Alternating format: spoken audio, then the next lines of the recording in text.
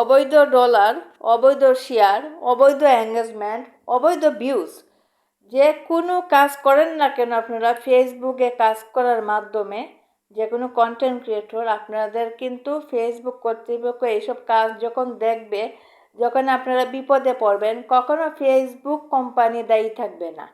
আপনাদের নিজেদের চেষ্টায় যদি অবৈধ কাজে জড়িত হয়ে যান ফেসবুকে কাজ করার সত্ত্বেও, তখন কিন্তু আপনাদের নিজেদের ক্ষতি নিজেরা ডেকে আনবেন।